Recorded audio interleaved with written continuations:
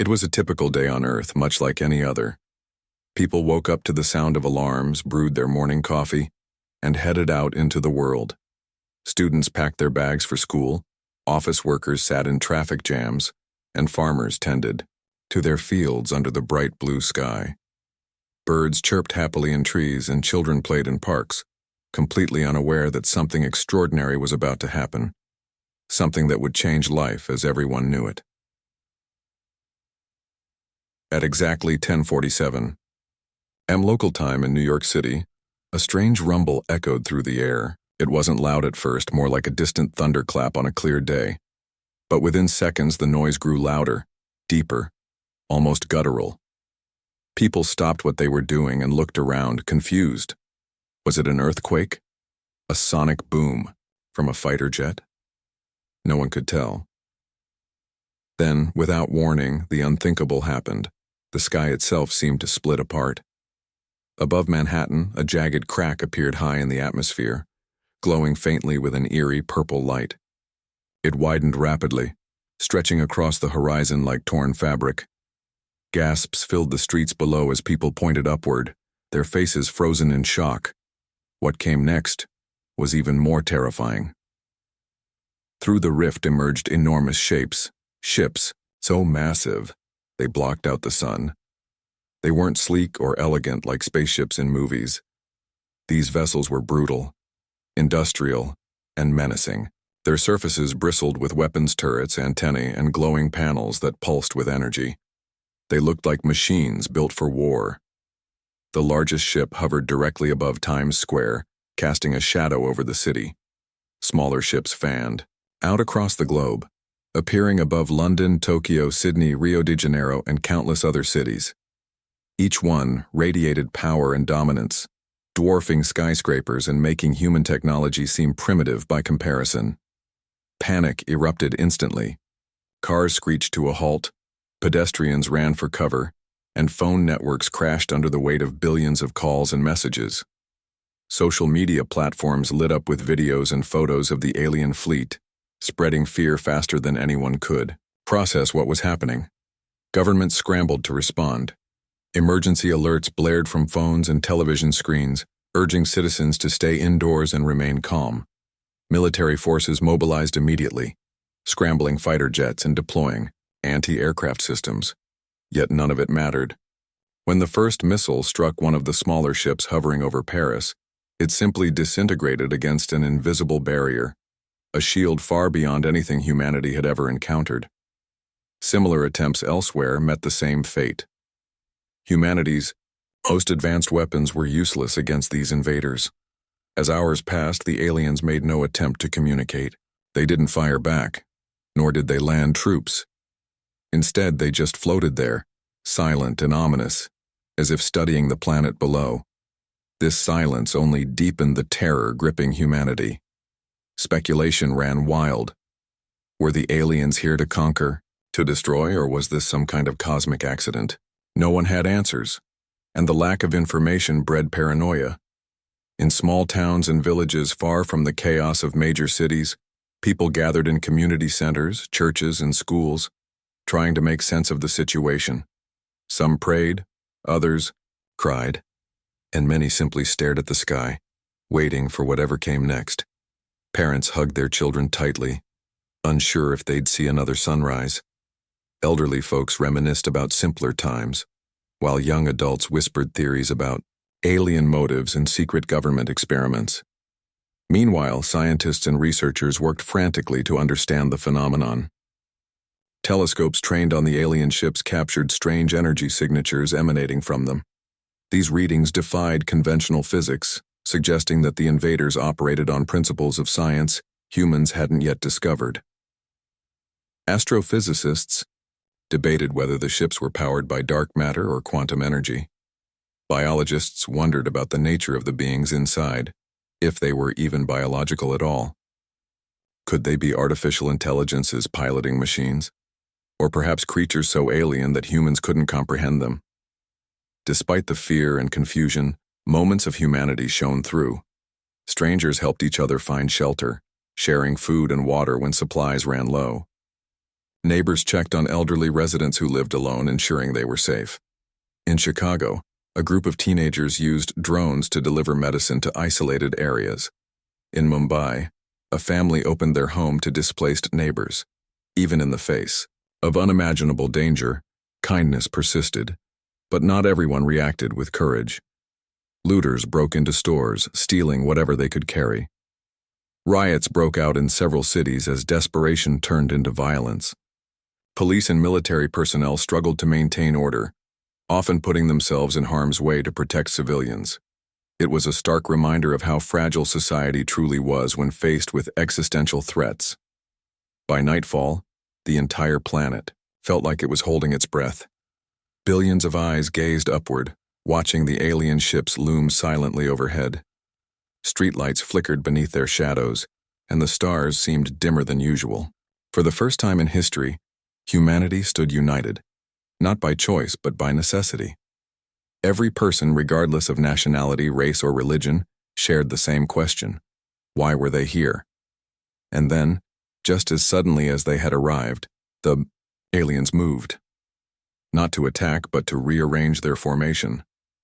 The largest ship positioned itself directly above the equator, while smaller vessels formed a perfect circle around the globe. The sight was both beautiful and horrifying, like a celestial dance choreographed by gods. Whatever the purpose of this movement, it left humanity trembling with anticipation.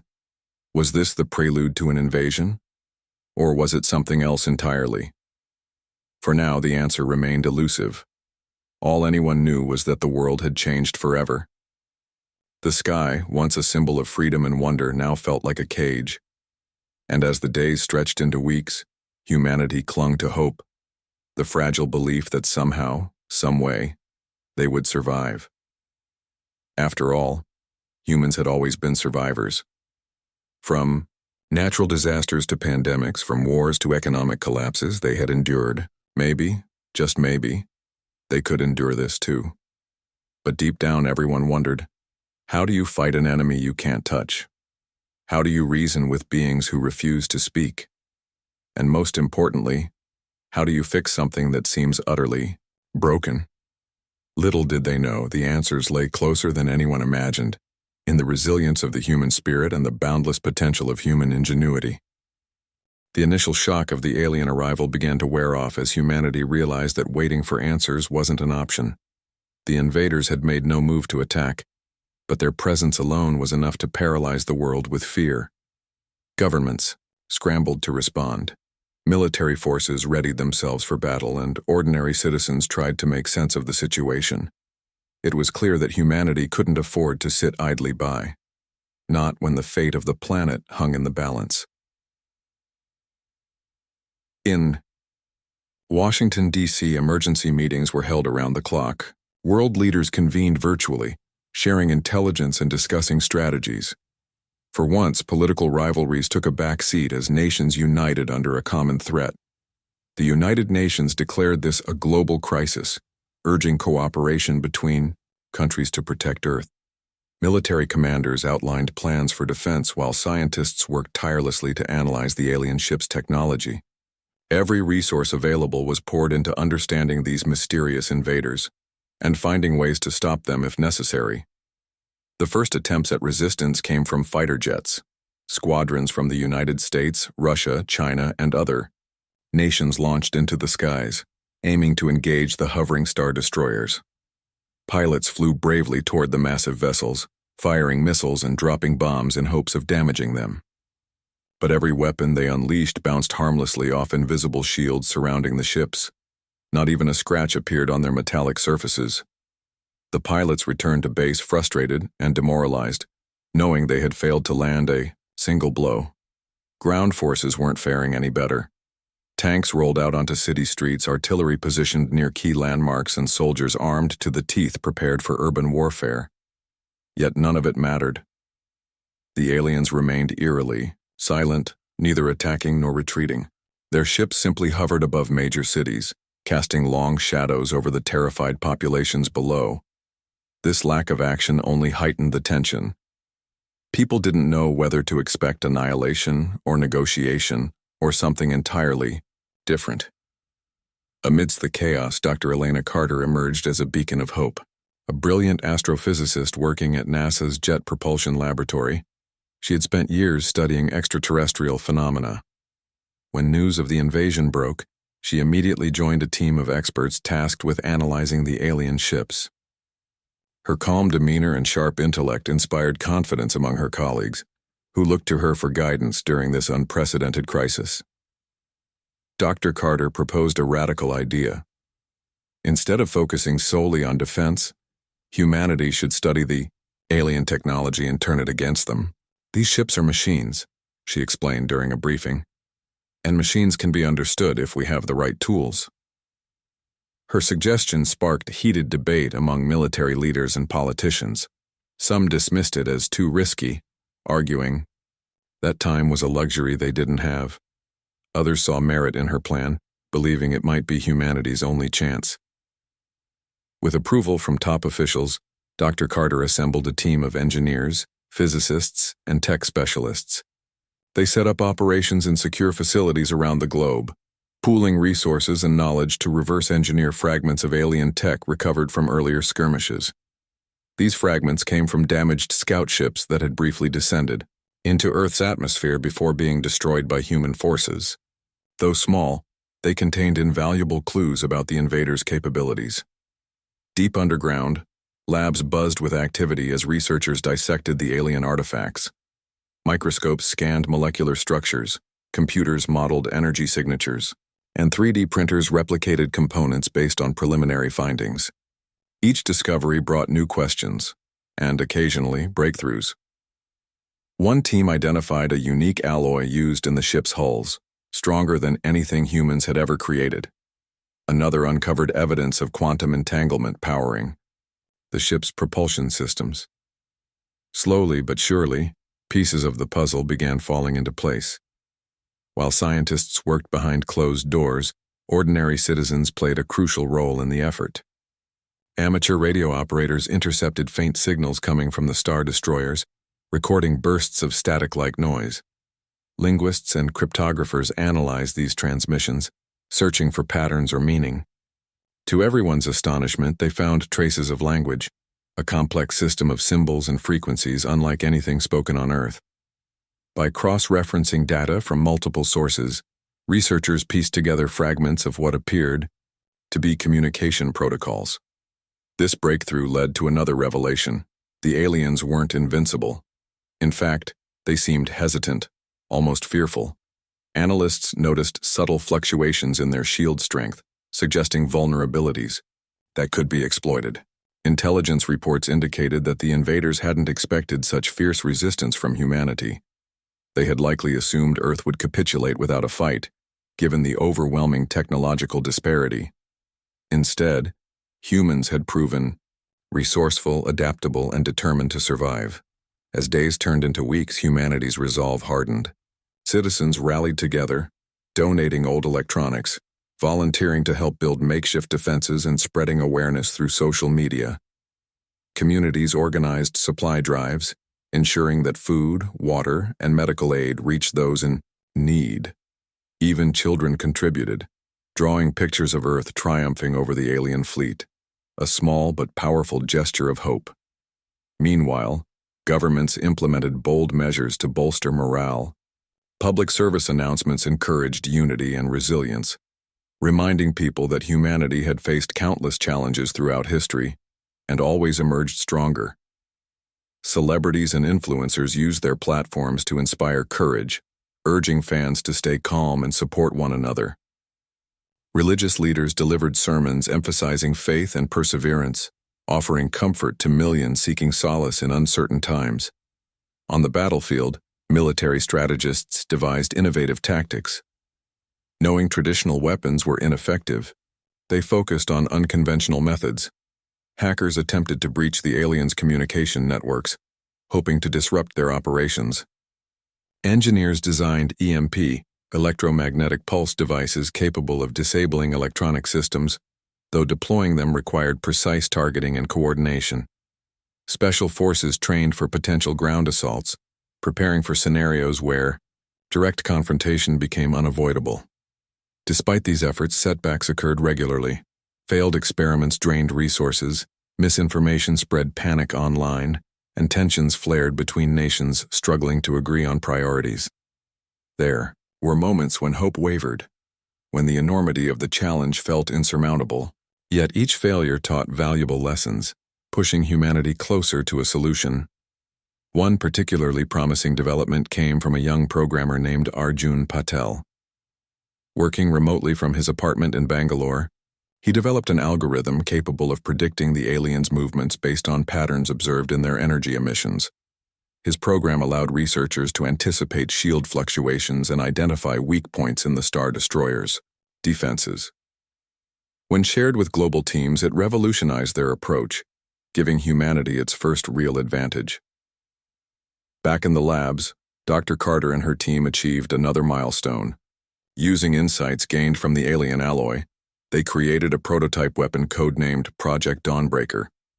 Designed to emit a concentrated beam of destabilized particles, it theoretically had the power to pierce the invaders' shields. While untested, it represented humanity's best shot at turning the tide. As preparations continued, word of Project Dawnbreaker spread, reigniting hope across the globe. News outlets hailed it as a potential game-changer, while skeptics cautioned against premature optimism. Still, the mere possibility of fighting back galvanized people everywhere. Protesters demanding action marched through city streets, carrying banners that read, "Earth will prevail, and we are not alone, but we stand together." By the end of the second week, humanity stood poised for its next move. The aliens remained aloof, watching silently as Earth mobilized its defenses. No one knew what the future held, but one thing was certain: humanity wouldn't go down without a fight. Against all odds, people had come together, proving that even in the darkest hours, ingenuity, determination, and unity could shine brightest. And so, with bated breath, the world waited for the counterattack, for answers, for salvation. Whatever came next, humanity was ready. As the days stretched into weeks, humanity's response to the alien invasion evolved from panic and desperation into a coordinated strategic effort. The initial shock had worn off, replaced by a steely determination to survive, and perhaps even triumph. People around the world began to realize that fear alone wouldn't save them. Action would. And so, under the leadership of scientists like Dr. Elena Carter, governments, civilians, and innovators alike banded together in an unprecedented display of global unity. Dr. Carter's proposal to reverse engineer alien technology became the cornerstone of humanity's counterattack plan. At first, many doubted whether such an ambitious idea could succeed. After all, the aliens' technology was centuries ahead of anything humans had ever created. But as fragments of alien machinery were analyzed piece by piece, researchers uncovered patterns and principles they could adapt. Every small discovery fueled hope, proving that humanity wasn't entirely powerless against these invaders. The breakthrough came when a team of engineers in Geneva successfully replicated a component of the alien ship's energy shields. By studying the quantum entanglement properties embedded in the material, they managed to create a device capable of disrupting the shield's integrity. This device, though crude and untested, gave humanity its first real weapon against the seemingly invincible Star Destroyers. Dubbed Project Dawnbreaker, it represented not just a technological leap but also a symbol of human resilience. But building Project Dawnbreaker wasn't easy. Resources were scarce, and time was running out. Factories repurposed production lines to manufacture parts for the weapon, while volunteers worked tirelessly to assemble prototypes. In India, retired engineers offered their expertise. In Germany, university students volunteered late nights in labs to refine designs. Even ordinary citizens contributed, donating old electronics or crowdfunding campaigns to fund research. Humanity's collective effort transformed despair into determination. While scientists focused on developing weapons, others tackled communication. Amateur radio operators continued intercepting signals from the alien fleet, piecing together fragments of their language. Linguists collaborated with artificial intelligence experts to decode the patterns, eventually translating simple phrases. One intercepted message stood out: resources depleted, survival imperative. It confirmed what some had suspected. The aliens weren't conquerors bent on destruction. They were refugees fleeing a dying galaxy, seeking a new home. This revelation sparked heated debates among world leaders. Some argued that showing mercy might encourage further aggression, while others believed negotiation was the only way to avoid mutual annihilation. Ultimately, humanity decided to proceed cautiously. While preparations for Project Dawnbreaker continued, diplomatic teams began drafting messages in hopes of opening dialogue with the invaders. Using the decoded language, they broadcasted a simple message across frequencies: "We are here. Let us talk." Meanwhile, military forces prepared for the worst-case scenario.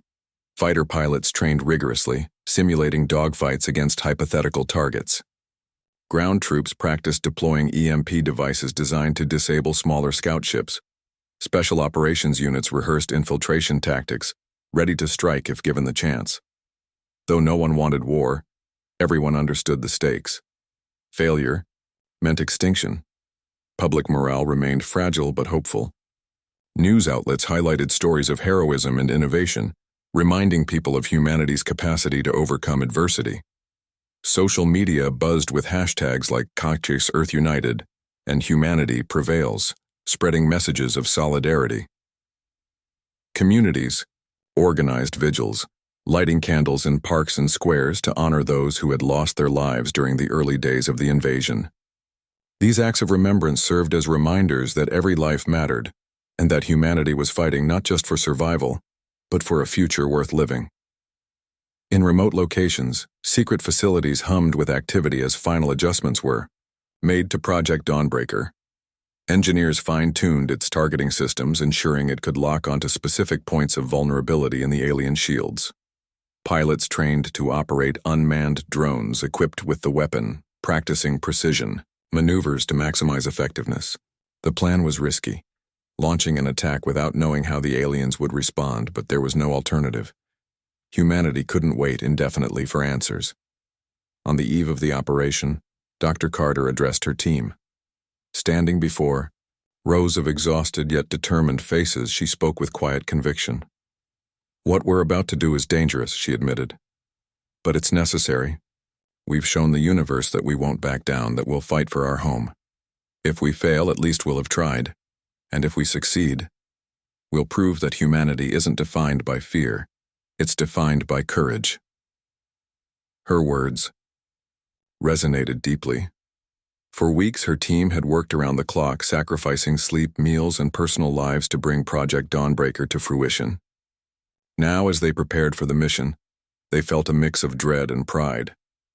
They were ordinary people: scientists, engineers, soldiers, and volunteers, united by a shared purpose.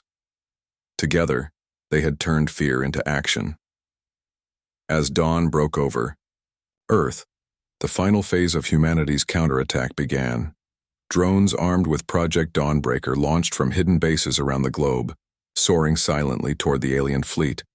Their targets were carefully chosen, key points on the largest star destroyers where shield fluctuations had been detected. Pilots monitored their progress from command centers, hearts pounding as the drones approached their destinations. For a moment, it seemed like nothing would happen. The alien ships loomed above, indifferent and immovable.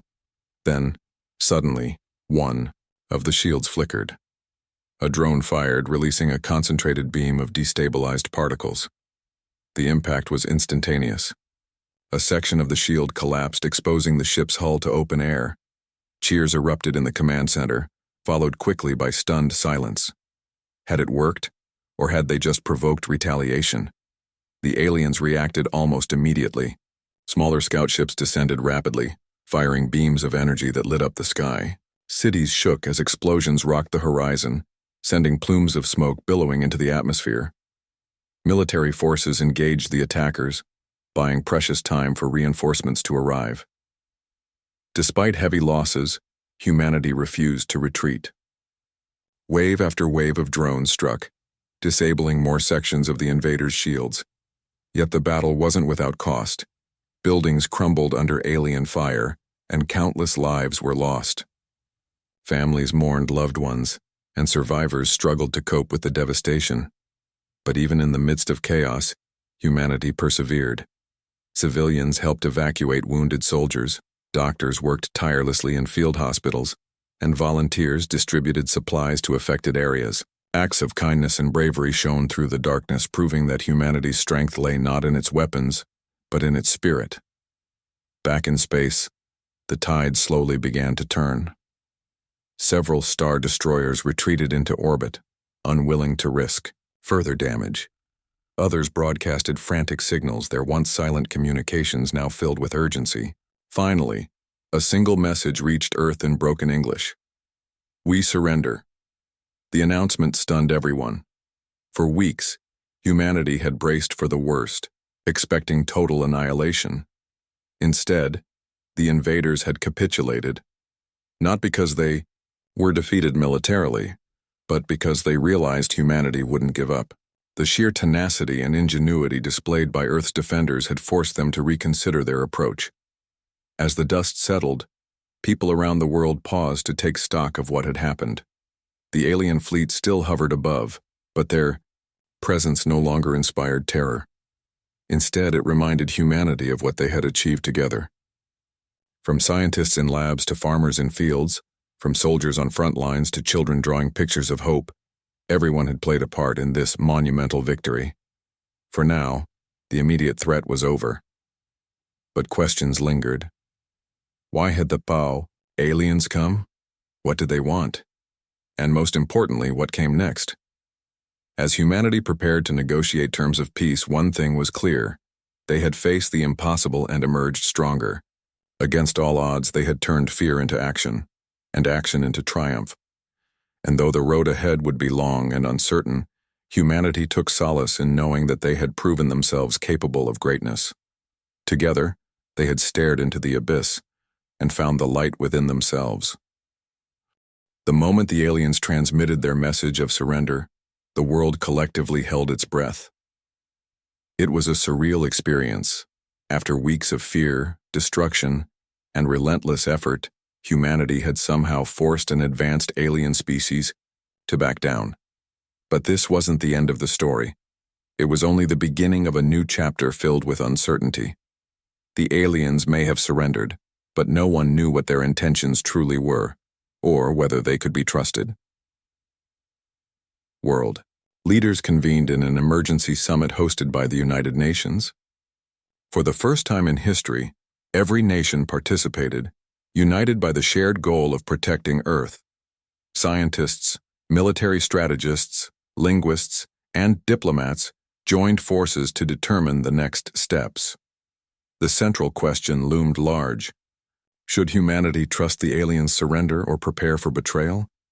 Dr. Elena Carter, whose leadership during Project Dawnbreaker had earned her global recognition, urged caution.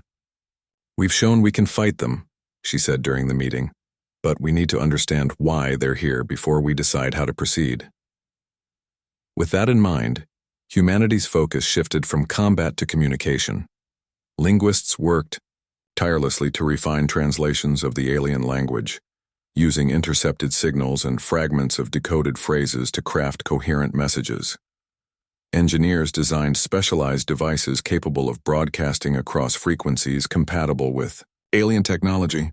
These efforts culminated in humanity's first official attempt at dialogue, a carefully worded transmission sent directly to the largest star destroyer hovering above Earth's equator. The message was simple, yet profound. "We are humans. We seek understanding. Why have you come?" Hours passed without response, leaving everyone on edge. Had the aliens misunderstood? Were they ignoring the message? Just as doubts began to creep in, a reply finally arrived. Translated into broken English, it read, "Our home dies. We flee. Mistake made. No harm intended." The revelation stunned the world. Far from being conquerors bent on domination, the aliens were refugees fleeing a dying galaxy. Their ships weren't instruments of war.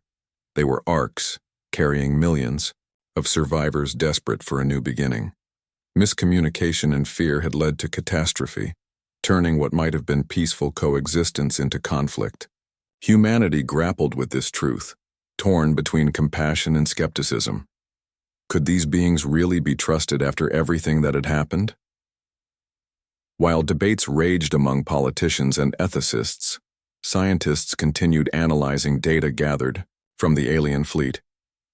They discovered that the invaders' technology wasn't just advanced, it was sustainable, powered by renewable energy sources like quantum entanglement and zero-point fields. Their ships produced minimal waste and environmental impact. This revelation sparked both admiration and curiosity. If humanity could learn to harness similar technologies, it could revolutionize life on Earth, addressing issues like climate change and resource scarcity. Meanwhile, the aliens themselves remained cautious. After disabling several of their ships during the counterattack, humanity had proven itself more formidable than the invaders had anticipated. To rebuild trust, the aliens agreed to share limited information about their origins under strict conditions. Through painstaking translations, humanity learned that their civilization, known as the Valons, had thrived in a distant galaxy until a cosmic event rendered their planets uninhabitable. Facing extinction, they embarked on a desperate journey across the stars in search of a new home. When they detected Earth, they assumed it was unoccupied due to its relative isolation and lack of detectable interstellar activity. Their silent arrival had been an attempt to assess the planet's suitability, not an act of aggression. Despite these revelations, tensions persisted. Many feared that allowing the Valons to stay would endanger Earth's ecosystems and resources. Others argued that turning them away would be morally wrong, especially given humanity's own history of colonization and displacement. Public opinion was divided, with protests erupting in cities worldwide. Some demanded immediate expulsion of the invaders, while others called for cooperation and mutual aid. Amidst the chaos, Dr. Carter proposed a bold solution. Instead of forcing the Valons to leave or granting them unrestricted access to Earth, humanity could offer them temporary refuge in exchange for knowledge and assistance. Under this plan, the Valons would remain aboard their ships, repairing damage caused during the conflict and sharing technological insights with Earth scientists. In return, humanity would provide raw materials and support to help sustain their population until they could find a permanent solution elsewhere. The proposal faced fierce opposition from skeptics who saw it as too risky. Critics warned that giving the Valons even limited access to Earth's resources could lead to exploitation or further misunderstandings. However, proponents argued that collaboration offered unparalleled opportunities for growth and innovation. By working together, humanity and the Valons could address challenges neither species could overcome alone. After days of heated deliberation, world leaders reached a consensus. Humanity would extend a conditional welcome to the Valons, provided they adhered to strict guidelines ensuring transparency and accountability. A joint task force comprising human and alien representatives would oversee interactions, mediating disputes, and monitoring progress. The agreement marked a historic milestone, the first formal partnership between Earth and an extraterrestrial civilization. Implementation of the accord began immediately. Teams of engineers and researchers boarded specially modified shuttles to visit the Valon ships, where they observed advanced systems unlike anything seen on Earth. Alien engineers demonstrated methods for generating clean energy, recycling waste, and cultivating food in space. In return, humans shared insights into agriculture, medicine, and cultural preservation. Both sides marveled at each other's achievements, realizing that despite vast differences, they shared common goals: survival, prosperity, and peace. For ordinary citizens, life slowly returned to normal, or at least a version of normal shaped by recent events. Cities damaged during the conflict underwent reconstruction, fueled by Valon-inspired innovations that accelerated recovery efforts. Renewable energy projects flourished, reducing reliance on fossil fuels and combating climate change. Medical breakthroughs emerged from collaborative research, curing diseases once thought incurable. Even entertainment reflected the era's transformation, with movies, books, and art exploring themes of unity and resilience. Yet not everyone embraced the changes. Resistance movements sprang up in various regions, accusing governments of prioritizing alien interests over human welfare. Conspiracy theories spread online, claiming the Valens were secretly plotting another invasion. While most dismissed these claims as baseless paranoia, they highlighted lingering distrust and fear. Bridging the gap between humanity and the Valens would take time and patience. As months passed, the relationship between the two species deepened. Cultural exchanges became commonplace, with humans learning about Valen traditions and vice versa. Festivals celebrating diversity and cooperation drew crowds from around the globe, fostering goodwill and understanding.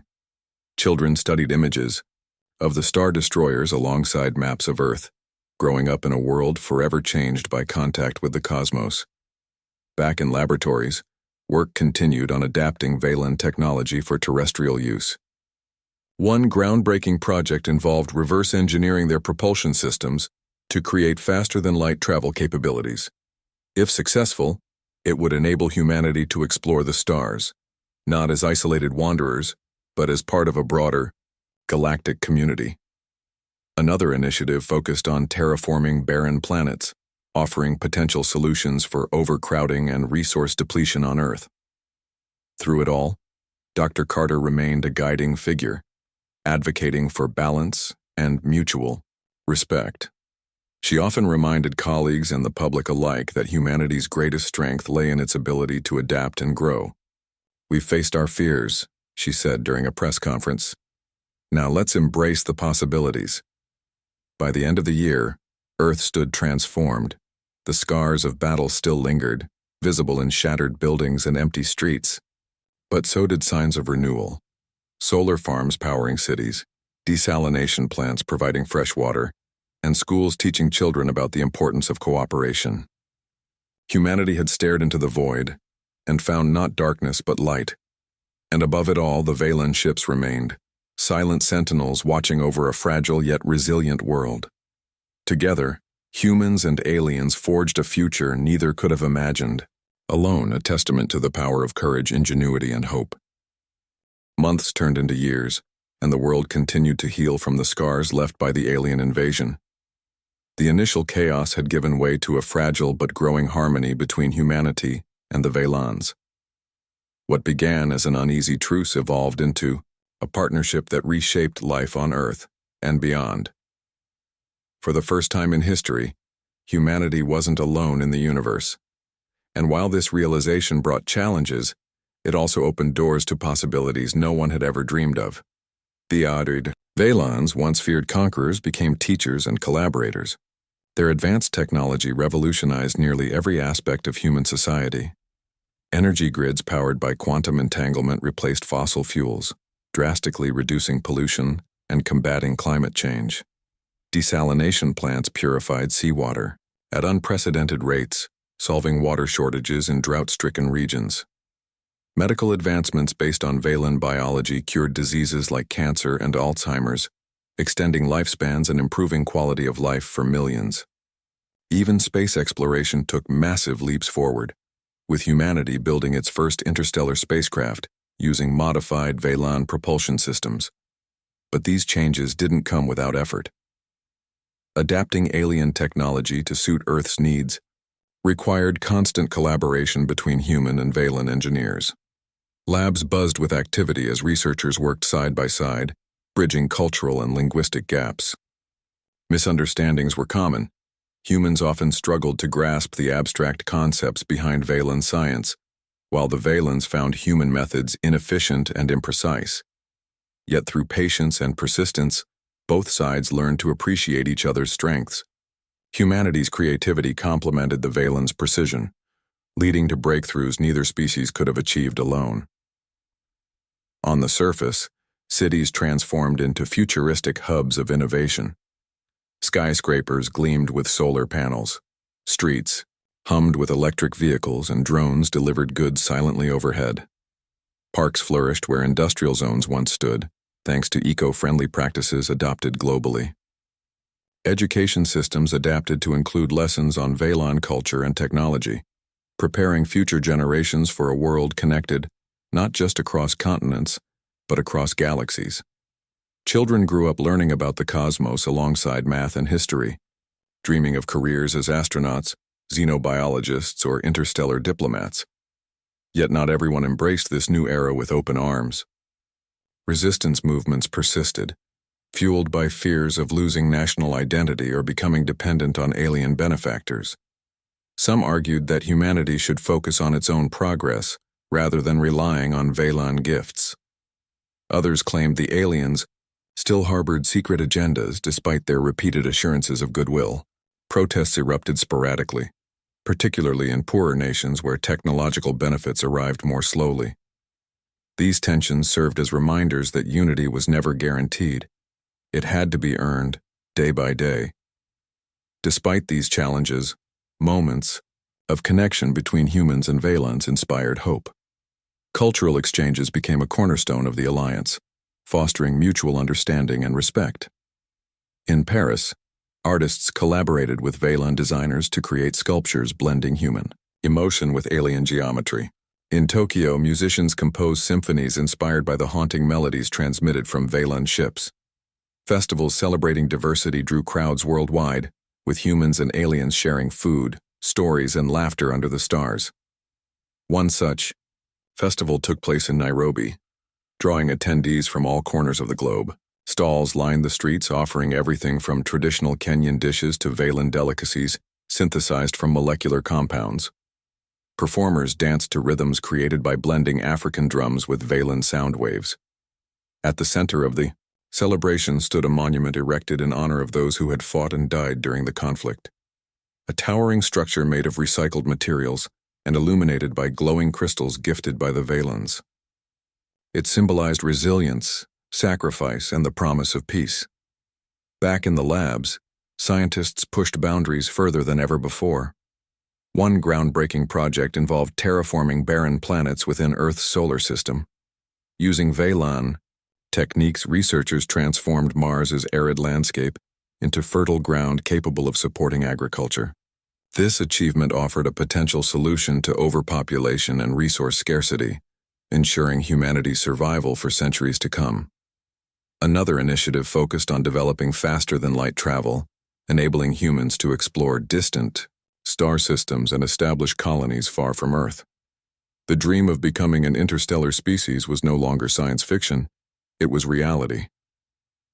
Dr. Elena Carter remained at the forefront of these efforts, her leadership instrumental in guiding humanity through uncharted territory. Now hailed as a global hero, she continued advocating for cooperation and compassion. "We've proven we can overcome fear," she said during a speech at the United Nations. "Now let's prove we can build something lasting, a future where every voice matters, whether it comes from Earth or beyond." Her words resonated deeply, inspiring countless individuals to contribute to the cause. Volunteers planted trees in deforested areas, using Veylan-engineered seeds designed to grow rapidly in harsh conditions. Engineers constructed affordable housing units powered entirely by renewable energy, providing shelter for displaced families. Teachers traveled to remote villages, educating children about the importance of empathy and teamwork. Across the planet, acts of kindness rippled outward, binding humanity together in ways no weapon ever could. Even the Veylans themselves underwent profound changes. Living among humans taught them valuable lessons about adaptability and emotion. Though their civilization had long prioritized logic and efficiency, they began to appreciate the beauty of imperfection, the messy, unpredictable nature of human existence. Stories spread of Veylan ambassadors attending weddings, playing games with children, and even shedding tears during moments of shared grief. These small yet significant gestures strengthened the bond between the two species, proving that trust could flourish even in the aftermath of war.